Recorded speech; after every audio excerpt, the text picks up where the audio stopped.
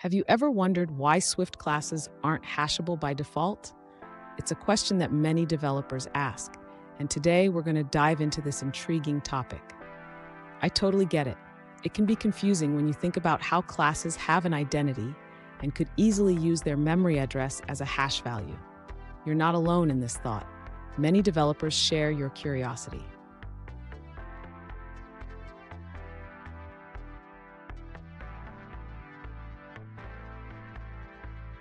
Let's look at the specific question at hand. One user asked, why aren't Swift classes hashable by default? They pointed out that since classes have a unique identity, it seems logical for their hash value to be derived from their memory address. Sound familiar? Let's explore this together. So why is this the case? In Swift, classes are reference types, meaning they can have multiple references pointing to the same instance. If the hash value were based on the memory address, it could lead to unexpected behavior when instances are compared or stored in collections. And stick around. At the end of this video, I'll share a quick tip on how to make your classes hashable if you really need to. You won't want to miss it. To understand why Swift classes are not hashable by default, we first need to recognize that classes have identity. This means that two instances of a class can be distinct even if their properties are identical.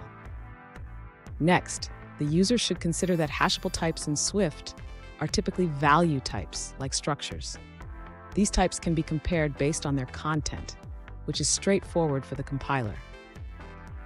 In contrast, classes are reference types. This means that two different instances of a class can represent the same data, but are still considered different due to their unique memory addresses. To make a class hashable, the user must explicitly conform to the Hashable protocol. This requires implementing the hash function and ensuring that the equality check is consistent with the hash value. Finally, the user should remember that this design choice promotes clarity and prevents unintended behavior. By requiring explicit conformance, Swift encourages developers to think carefully about how instances should be compared. Fun fact: did you know that the concept of hash tables dates back to the 1950s? They revolutionized data storage and retrieval, making programming much more efficient. Now let's look at the answers provided by other users. One user explains that having a hash value based on identity isn't very useful.